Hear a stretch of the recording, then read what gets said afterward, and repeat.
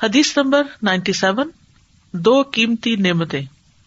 عن ابن عباس رضی اللہ عنہما قال قال النبی صلی اللہ علیہ وسلم نعمتان مغبون فیہما کثیر من الناس الصحۃ والفراغ۔ ابن عباس رضی اللہ عنہما روایت کرتے ہیں، نبی کریم صلی اللہ علیہ وسلم نے فرمایا، دو نعمتیں ایسی ہیں کہ جن کے بارے میں اکثر لوگ خسارے میں ڈالے گئے ہیں، تندرستی اور فراغت۔ الصحۃ والفراغ، یعنی صحت سے مراد جسمانی صحت ہے، روحانی صحت ہے، ذہنی صحت ہے، اور فراغ جو ہے وہ صرف کام نہ ہونا نہیں بلکہ امن حاصل ہونے اور آرزوؤں کے حصول سے مطمئن ہو جانے کی صورت میں دل کی فراغت مراد ہے۔ یعنی انسان کا دل جو ہے اس میں کوئی بڑا ہم و غم نہیں۔ تو بہت سارے لوگ ان دو چیزوں کی قدر و قیمت نہیں جانتے اور ان کے ہوتے ہوئے ایسے اعمال نہیں کرتے جن کی قیامت کے دن انسان کو بہت ضرورت ہوگی اور وہ ان کو کافی ہوں گی۔ تو جب انسان کی عمر ختم ہو جائے گی تو پھر وہ ایسی عمر کے ختم ہونے پر سخت نادم بھی ہوں گے، لیکن اس وقت ندامت فائدہ نہیں دے گی، کیونکہ قیامت کا دن تو ہے ہی یوم التغابن، ذالک یوم التغابن، تغابن کے نام سے ایک سورت بھی ہے کہ وہی ہار جیت کا دن ہے۔ اور اس سے مراد کیا ہے؟ رسول اللہ صلی اللہ علیہ وسلم نے فرمایا، اہل جنت ہر اس گھڑی پر حسرت کریں گے جو انہوں نے اللہ کے ذکر کے بغیر گزاری ہوگی۔ اور امام سیوطی رحمۃ اللہ علیہ کہتے ہیں کہ علماء کہتے ہیں کہ اس کا معنی یہ ہے کہ انسان اللہ کی مکمل اطاعت کے لیے اس وقت فارغ ہوتا ہے جب اس کو کفایت دی گئی ہو اور اس کا جسم تندرست ہو، یعنی مالی پریشانی بھی نہ ہو اور اس کے ساتھ ساتھ جسمانی قوت اور طاقت بھی ہو، صحت بھی ہو۔ کیونکہ کبھی ایسا ہوتا ہے کہ وہ مالدار ہوتا ہے لیکن تندرست نہیں ہوتا، اور کبھی تندرست ہوتا ہے لیکن مالدار نہیں ہوتا، تو وہ علم اور عمل کے لیے فارغ نہیں ہو پاتا، کیونکہ وہ کبھی کمانے میں مصروف ہے اور کبھی بیماری کی وجہ سے کام نہیں کر پا رہا۔ اور جس شخص کو یہ دونوں چیزیں حاصل ہو جائیں پھر بھی وہ نیکی کرنے میں سستی کرے تو یہی مغبون ہے۔ یعنی تغابن سے مراد ایسا ہی شخص مغبون ہے کہ جس کی تجارت خسارے میں پڑنے والی ہے۔ غبن کہتے ہیں تجارت میں نقصان ہونا۔ تو اس دنیا میں ہم دراصل ایک تجارت ہی کر رہے ہیں، اور اس میں کچھ لوگ کماتے چلے جا رہے ہیں اور کچھ لوگ گھاٹا کھا رہے ہیں۔ جیسے تجارت میں عام طور پہ ہوتا ہے کہ کچھ لوگ پروفٹ بنا لیتے ہیں اور کچھ لوگ لاس میں چلے جاتے ہیں، اور غبن کا لفظی معنی ہوتا ہے کمی اور گھاٹا۔ تو حدیث کا مطلب کیا ہے کہ بہت سے لوگ خسارے میں ہیں کیونکہ وہ ان دو نعمتوں تندرستی اور فراغت سے پورا فائدہ نہیں اٹھاتے، بلکہ تندرستی کے دنوں میں اپنے اوقات کو ضائع کر دیتے ہیں۔ اسی طرح جب ان کی فراغت ہوتی ہے، اطمینان میں ہوتے ہیں، تو بھی اس وقت کو وہ ضائع کر دیتے ہیں، اور اس وقت سے نہ تو اپنے دین کے کسی کام کا فائدہ اٹھاتے ہیں جو کہ ہمارے لیے سب سے اہم ہے، اور نہ ہی دنیا کے کسی کام کا فائدہ اٹھاتے ہیں۔ عبداللہ بن مسعود کہتے ہیں، میں اس آدمی سے ناراض ہو جاتا ہوں جس کو میں اس طرح فارغ دیکھوں کہ نہ تو وہ کوئی دنیا کا کام کرتا ہے اور نہ کوئی آخرت کا کام کرتا ہے۔ یعنی اس کے پاس وقت ہے، صحت ہے، ہمت ہے، اور وہ اس سے کچھ کما نہیں رہا۔ تو بہرحال انسان جب تندرست ہوتا ہے اور اسے کام کرنے پر قدرت حاصل ہوتی ہے تو پھر انسان کو نہ صرف یہ کہ کچھ کرنا چاہیے بلکہ ان چیزوں کو بھی چھوڑ دینا چاہیے جن سے اللہ سبحانہ وتعالیٰ نے منع کیا ہے، کیونکہ اس کا جسم تندرست ہے، اس کا سینہ فراخ ہے، اس کا دل مطمئن ہے، اور اس کے لیے کسی کام کے کرنے میں کوئی رکاوٹ نہیں۔ اور وقت کی فراغت اگر مراد ہو تو اس سے مطلب یہ ہے کہ انسان کے پاس پھر بہت کچھ کرنے کے مواقع ہوتے ہیں، اپرچونٹیز ہوتی ہیں، اور اپرچونٹیز کا یہ ہوتا ہے کہ انسان اگر ان کو اویل نہیں کرتا تو وہ کسی کا انتظار نہیں کرتی، وہ اپرچونٹی کسی اور کو مل جاتی ہے۔ تو یہ جو کہا گیا نا صحت اور فراغت خسارہ بنتے ہیں، تو یہ کیسے بنتے ہیں؟ جب انسان فارغ اور تندرست ہو تو وہ اس میں بہت خسارہ حاصل کر لیتا ہے، کیونکہ اس وقت کو پوری طرح میکسیمائز نہیں کرتا، اس کو پوری طرح یوٹیلائز نہیں کرتا اور اچھے کاموں میں نہیں کرتا، کیونکہ یہ ہمارے اکثر اوقات جو ہے ہم سے ضائع ہو جاتے ہیں۔ انسان سمجھتا ہے کہ میری یہ حالت ہمیشہ ایسی ہی رہے گی۔ یہ خسارہ بازو کا دنیا میں انسان کو نہ نظر آتا ہے نہ سمجھ آتا ہے کہ وہ کیا کھو رہا ہے، کیا ضائع کر رہا ہے، لیکن موت کے وقت اس کو جب اس کے عمل بتائے جائیں گے اور اس کا انجام بتایا جائے گا تو اس وقت وہ سخت حسرت اور ندامت کرے گا کہ یا لیتنی قدمت لحیاتی، اے کاش کہ میں نے اپنی زندگی کے لیے کچھ کیا ہوتا. اور زندگی سے مراد آخرت کی زندگی ہے. اور قیامت کے دن انسان ان خساروں کو بہت اچھی طرح جان لے گا. اب یہاں پر تو یہ بات کی گئی کہ جس کے پاس صحت بھی ہو، فراغت بھی ہو، اور پھر وہ اس سے فائدہ نہ اٹھائے تو وہ محروم ہے ایک طرح سے. تو یہاں صحت کی اہمیت کا بھی پتہ چل رہا ہے اس حدیث سے، اور ہمیں صحت کی حفاظت کرنے کا بھی حکم ہے. ایک حدیث سے پتہ چلتا ہے کہ حضرت عبداللہ ابن عمرو ابن العاص فرماتے ہیں کہ نبی صلی اللہ علیہ وسلم کو میرے بارے میں یہ بات پہنچی کہ میں مسلسل روزے رکھتا رہتا ہوں اور رات بھر نماز پڑھتا رہتا ہوں. تو آپ نے میری طرف پیغام بھیجا تو میں نے آپ سے ملاقات کی. آپ نے فرمایا کیا مجھے یہ خبر نہیں دی گئی کہ تم روزے رکھتے رہتے ہو اور افطار نہیں کرتے اور تم رات بھر نماز پڑھتے رہتے ہو؟ تم اس طرح نہ کیا کرو، کیونکہ تمہاری آنکھوں کا بھی تم پر حق ہے، اور تمہارے نفس کا بھی تم پر حق ہے، اور تمہاری بیوی کا بھی تم پر حق ہے. تم روزہ رکھو بھی اور افطار بھی کرو اور نماز بھی پڑھو اور سویا بھی کرو، اور ہر 10 دنوں میں سے ایک دن کا روزہ رکھو. یہ تمہارے لیے 9 روزوں کا اجر بن جائے گا. خاص طور پر اگر انسان ایام بیز میں 3 دن کے روزے رکھ لے تو پورے مہینے کے لیے کافی ہو جاتے ہیں. اور ایک اور روایت میں ہے کہ آپ نے ان سے فرمایا اگر تم ایسا کرتے رہے تو تمہاری بینائی، یعنی اگر جیسے تمہاری اب روٹین ہے کہ نہ رات کو سوتے ہو اور دن کو روزہ رکھ لیتے ہو، تو اس سے تمہاری نگاہ کمزور ہو جائے گی اور تمہارا نفس تھک جائے گا. تو اس لیے بہت ضروری ہے کہ عبادت بھی اعتدال کے ساتھ کی جائے. ایک روایت میں آتا ہے کہ خیر الامور اوسطھا، بہترین عمل وہ ہوتا ہے کہ جس میں درمیانہ روی پائی جاتی ہے. تو نیک انسان کے لیے صحت جو ہے وہ مالداری سے بہتر ہے. عبداللہ بن خبیب اپنے چچا سے روایت کرتے ہیں اور وہ کہتے ہیں کہ ہم لوگ ایک مجلس میں تھے کہ رسول اللہ صلی اللہ علیہ وسلم ہمارے پاس تشریف لائے. آپ کے سر پر پانی کے اثرات تھے. تو ہم نے کہا اللہ کے رسول ہم آپ کو بہت خوش دیکھ رہے ہیں. اور ظاہر ہے کہ نبی صلی اللہ علیہ وسلم خوش ہوتے تھے تو صحابہ بھی ان کو دیکھ کر خوش ہوتے تھے. تو آپ نے فرمایا کہ ہاں.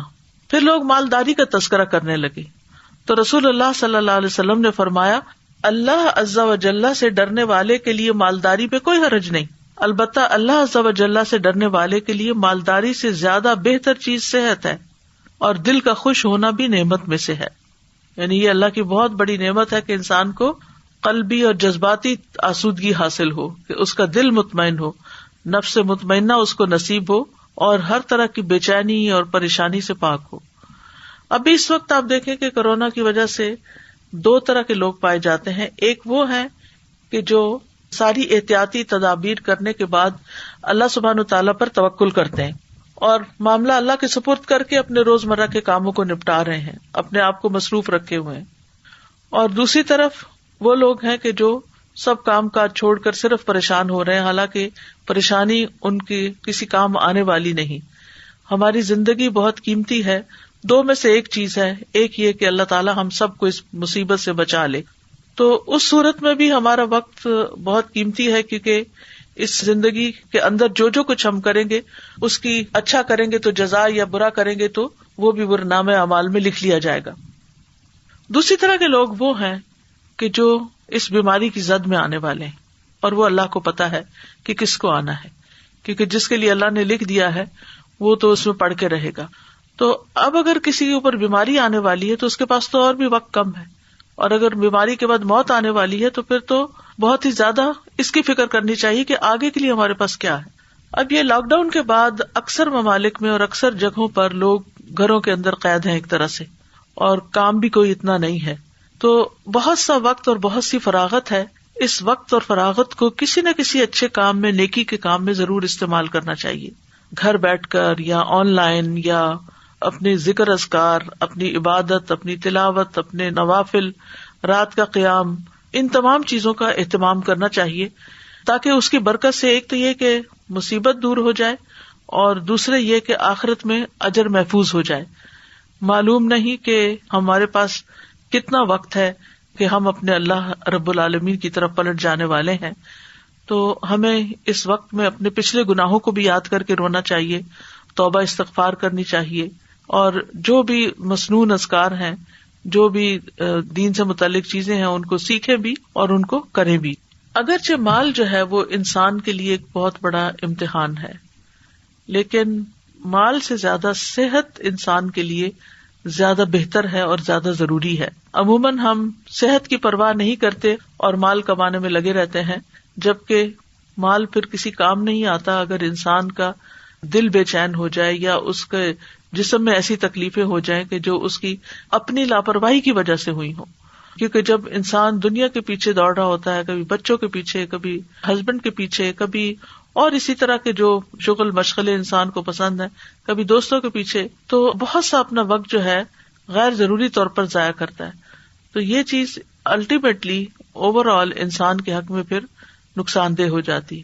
ہر ایک کا حق ہے اور اس کو اس کا حق دے.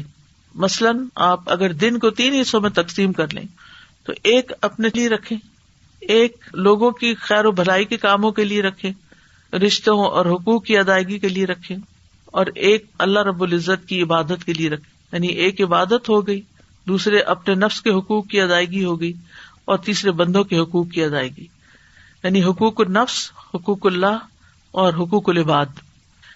پھر اسی طرح ایک حدیث سے پتہ چلتا ہے کہ صحت دنیا کی بہترین نعمت ہے. رسول اللہ صلی اللہ علیہ وسلم نے فرمایا، جس شخص نے اس حالت میں صبح کی کہ اسے اپنے بارے میں امن ہو اور وہ بدن کے لحاظ سے تندرست ہو اور اس کے پاس اس دن کے لیے روزی موجود ہو، تو گویا کہ اس کے لیے ساری دنیا جمع کر دی گئی. یعنی سبحان اللہ، صبح ہوئی، امن سے اٹھے اور جسم بھی تندرست ہے اور کھانے کو بھی ہے اس دن کے لیے، تو ساری دنیا اس کے پاس ہے. اور اگر انسان انہی نعمتوں پر شکر ادا کرتا رہے تو کچھ کم نہیں. پھر اسی طرح یہ کہ اللہ تعالیٰ سے عافیت کا سوال کرتے رہنا چاہیے. یعنی جب نعمت کے دن ہو، صحت کے دن ہو، تو انسان شکر ادا کرنے کے ساتھ ساتھ اللہ سے عافیت مانگے کہ اللہ تعالیٰ ہر جسمانی تکلیف اور مشقت سے بچا کے رکھے. رسول اللہ صلی اللہ علیہ وسلم نے فرمایا، اللہ سے عافیت کا سوال کیا کرو، کیونکہ کسی انسان کو عافیت سے بڑھ کر کوئی چیز نہیں دی گئی. اسی طرح بیماری کو صحت سے پہلے فائدہ مند جاننا چاہیے. ابن عباس رضی اللہ عنہ سے روایت ہے، فرماتے ہیں کہ رسول اللہ صلی اللہ علیہ وسلم نے ایک شخص کو نصیحت کرتے ہوئے فرمایا کہ 5 چیزوں کو 5 چیزوں سے قبل غنیمت جانو. نمبر 1، اپنی جوانی کو اپنے بڑھاپے سے پہلے. نمبر 2، اپنی صحت کو اپنی بیماری سے پہلے. نمبر 3، اپنی مالداری کو اپنی فقیری سے پہلے. اور نمبر 4، اپنی فراغت کے وقت کو اپنی مصروفیت سے پہلے. اور اسی طرح اپنی زندگی کو اپنی موت سے پہلے. اسی طرح یہ ہے کہ تندرستی کی حالت میں، صحت کی حالت میں اگر انسان کوئی صدقہ کرتا ہے تو وہ صدقہ کہیں افضل ہے بنسبت اس شخص کے جو بیماری کی حالت میں صدقہ کرتا ہے. ابو ہریرہ رضی اللہ عنہ سے روایت ہے، وہ کہتے ہیں ایک شخص نے نبی صلی اللہ علیہ وسلم سے کہا، اے اللہ کے رسول، کون سا صدقہ افضل ہے؟ آپ نے فرمایا کہ تم اس حال میں صدقہ کرو کہ تم صحت مند ہو، مالدار ہونے کی توقع رکھتے ہو اور فقر سے ڈرتے ہو. یعنی اس وقت انسان صدقہ بھی کرے جب مالدار ہو تو اس کا اجر و ثواب زیادہ ہوگا. اور اتنی دیر مت لگاؤ کہ جب جان حلق تک آ جائے تو کہنے لگو کہ فلاں کو اتنا اور فلاں کو اتنا دے دو، حالانکہ اب تو وہ فلاں کا ہو ہی چکا. یعنی اب انسان قبر میں تو اپنے ساتھ مال نہیں لے جا سکتا، بلکہ پیچھے ہی اس کے جو لواحقین ہیں اور جو وارث ہیں انہی میں تقسیم ہوگا. پھر صحت کا خیال اس لیے بھی رکھنا ضروری ہے کہ کبھی مومن جو ہے وہ اللہ سبحانہ تعالیٰ کے نزدیک زیادہ پسندیدہ ہے اور زیادہ پیارا ہے کمزور مومن کی نسبت، اور دونوں میں ہی خیر ہے. لیکن ظاہر ہے کہ جس کے اندر قوت ہوگی، طاقت ہوگی، وہ اپنا خیال بھی رکھ سکے گا اور اپنے ساتھ ساتھ اوروں کا بھی خیال رکھ سکتا ہے. لیکن کمزور انسان جو ہے وہ نہ اپنے فائدے کا کچھ کر سکتا ہے اور نہ ہی دیگر لوگوں کے فائدے کے. پھر یہ بھی یاد رکھیے کہ قیامت کے دن صحت کے بارے میں پوچھا جائے گا، سوال کیا جائے گا، حساب کیا جائے گا. رسول اللہ صلی اللہ علیہ وسلم نے فرمایا، قیامت کے دن بندے سے سب سے پہلے جن نعمتوں کے بارے میں پوچھا جائے گا وہ یہ ہے، کیا ہم نے تمہارے لیے تمہارے جسم کو صحت عطا نہیں کی؟ کیا ہم نے تمہیں ٹھنڈے پانی سے سیراب نہیں کیا؟ تو اس میں آپ دیکھیے کہ یہ 2 چیزیں جو ہیں، پانی اور صحت، یہ بہت بڑی نعمت ہے کیونکہ اسی سے انسان کو طاقت ملتی ہے. پھر اس کے بعد وقت کی اہمیت، یعنی صحت اور فراغت. یاد رکھیے زندگی ایک نعمت ہے. سورۃ الحج میں اللہ تعالیٰ فرماتے ہیں، وَهُوَ الَّذِي أَحْيَاكُمْ ثُمَّ يُمِيتُكُمْ ثُمَّ يُحْيِيكُمْ إِنَّ الْإِنسَانَ لَكَفُورٌ. وہی ہے جس نے تمہیں زندگی دی، پھر تمہیں مارے گا، پھر تمہیں زندہ کرے گا، یقیناً انسان بڑا ہی ناشکرا ہے. ہماری زندگی جو ہے وہ ہمارے لیے ایک آزمائش ہے، ایک امتحان ہے، اس لیے اس کو صحیح طور پر سوچ سمجھ کے گزارنا چاہیے. فرمایا الذی خلق الموت والحیاۃ لیبلوکم ایکم احسن عملا وہو العزیز الغفور. وہ ذات جس نے موت اور زندگی کو پیدا کیا تاکہ تمہیں آزمائے کہ تم میں سے کون زیادہ اچھا عمل کرنے والا ہے، اور وہی سب پر غالب، بے حد بخشنے والا ہے. دنیا کی زندگی میں اپنی آخرت کے لیے کچھ کمانا چاہیے، یعنی یہ زندگی اس لیے ملی ہے تاکہ ہم اپنی آخرت کا گھر بنا سکیں. اللہ سبحانہ وتعالیٰ فرماتے ہیں یا ایھا الذین آمنوا اتقوا اللہ ولتنظر نفس ما قدمت لغد واتقوا اللہ ان اللہ خبیر بما تعملون. اے ایمان والو، اللہ سے ڈرو اور ہر ایک کو یہ دیکھنا چاہیے کہ اس نے کل کے لیے کیا سامان کیا ہے، اور اللہ سے ڈرتے رہو، جو کچھ تم کرتے ہو اللہ سبحانہ وتعالیٰ کو خوب خبر ہے. پھر اسی طرح یہ ہے کہ وقت کی قدر کرتے ہوئے خیر کے کام کرنے چاہیے، اپنے وقت کو اچھے کاموں میں استعمال کرنا چاہیے جس میں انسان زیادہ سے زیادہ نیکی کما لے. ابن عمر سے روایت ہے، وہ کہتے ہیں کہ رسول اللہ صلی اللہ علیہ وسلم نے میرے جسم کا ایک حصہ پکڑ کر فرمایا تم دنیا میں ایسے رہو جیسے کہ تم اجنبی ہو یا کسی راہ کو عبور کرنے والے ہو، اور اپنے آپ کو قبر والوں میں شمار کرو کہ تم دنیا سے گویا جا ہی چکے ہو. مجاہد کہتے ہیں پھر ابن عمر نے مجھ سے فرمایا اگر صبح ہو جائے تو اپنے بارے میں شام کا انتظار نہ کرو، اور اگر شام ہو جائے تو اپنے لیے صبح کا انتظار نہ کرو. اپنی بیماری کے آنے سے پہلے اپنی صحت سے اور اپنی موت کے آنے سے پہلے اپنی زندگی سے فائدہ حاصل کر لو، کیونکہ اے عبداللہ تمہیں نہیں پتا کل تمہارا نام کیا ہوگا، یعنی مردوں میں ہوگا یا زندوں میں ہوگا، یعنی مرنے والوں میں یا زندہ رہنے والوں میں. یعنی ایسے لوگ صرف اپنی موجودہ زندگی سے فائدہ نہیں اٹھاتے تھے اور صرف اس کی بھلائی کا نہیں سوچتے تھے، بلکہ موت اور موت کے بعد کے فائدے کے لیے یہ ساری انسٹرکشن دی جا رہی ہیں. پھر صحیح بخاری سے ہمیں یہ پتہ چلتا ہے کہ آج عمل کا وقت ہے. علی بن ابی طالب کہتے ہیں رضی اللہ عنہ کہ دنیا پیٹ پھیر کر جا رہی ہے اور آخرت سامنے آ رہی ہے، اور ان دونوں میں سے ہر ایک کے چاہنے والے ہیں، پس تم آخرت کے چاہنے والے بنو اور دنیا کے چاہنے والے نہ بنو. اس حدیث میں بہت اچھی طرح دنیا کی وضاحت کر دی گئی ہے، اور اس وضاحت میں بات بہت اچھی طرح سمجھ بھی آ رہی ہے کہ وقت گزرتا چلا جا رہا ہے، اور اگر ہم آخرت کو چاہنے والے ہوں گے تو یقیناً ہمارے اعمال بھی درست ہوں گے، اور پھر ہمارے پاس جو وقت ہوگا وہ بھی ہم آخرت کے کاموں کو بہتر بنانے کے لیے استعمال کر سکیں گے.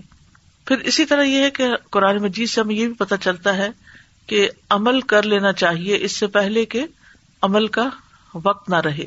سورۃ المؤمنون کی آیت 99 اور 100 میں اللہ تعالیٰ فرماتے ہیں حتی اذا جاء احدکم الموت قال رب ارجعون لعلی اعمل صالحا فیما ترکت کلا انہا کلمۃ هو قائلها ومن ورائہم برزخ الی یوم یبعثون. یہاں تک کہ جب ان میں سے کسی کی موت آ جاتی ہے تو کہتا ہے اے میرے رب مجھے واپس بھیج دو تاکہ میں جو کچھ چھوڑ آیا ہوں اس میں کوئی نیک عمل کروں، یعنی دنیا میں واپس جانا چاہتا ہوں کہ نیک عمل کر لوں. ہرگز نہیں، یہ تو ایک بات ہے جسے وہ کہنے والا کہہ رہا ہے، اور ان کے پیچھے ایک پردہ ہے اس دن تک جب وہ اٹھائے جائیں گے، یعنی برزخ کی طرف اشارہ ہے. تو اس سے یہ پتہ چلتا ہے کہ مرنے والے کی سب سے بڑی تمنا کیا ہوگی کہ مجھے چھوڑا جائے کہ میں کوئی نیک عمل کروں. آج دنیا میں ہمارے پاس وقت ہے اور کوئی ہمیں پکڑنے والا نہیں، ہم آزاد ہیں، اور اگر اب بھی ہم کوشش نہ کریں اور آخرت کے لیے تیاری نہ کریں تو پھر حماقت ہی کی بات ہے. پھر یہ ہے کہ وقت کو ضائع کرنے والے سب اقوال اور افعال سے بچنا چاہیے. حضرت ابو ہریرہ رضی اللہ عنہ سے مروی ہے، وہ کہتے ہیں کہ رسول اللہ صلی اللہ علیہ وسلم نے فرمایا انسان کے اسلام کی خوبی یہ ہے کہ وہ بے فائدہ چیزوں کو چھوڑ کر کام کی چیزوں کو اختیار کرے. یعنی مراد یہ ہے من حسن اسلام المرء ترکہ ما لا یعنیہ، یعنی بیکار کے کام، بیکار کی بحثیں، بیکار کی خبریں، بیکار کی چیزیں جن سے کچھ دنیا اور آخرت میں فائدہ نہیں ہو سکتا، ان چیزوں کے بارے میں بھی انسان محتاط رہے. وآخر دعوانا ان الحمد للہ رب العالمین. سبحانک اللہم و بحمدک، اشہد ان لا الہ الا انت، استغفرک و اتوب الیک۔ السلام علیکم و رحمۃ اللہ وبرکاتہ۔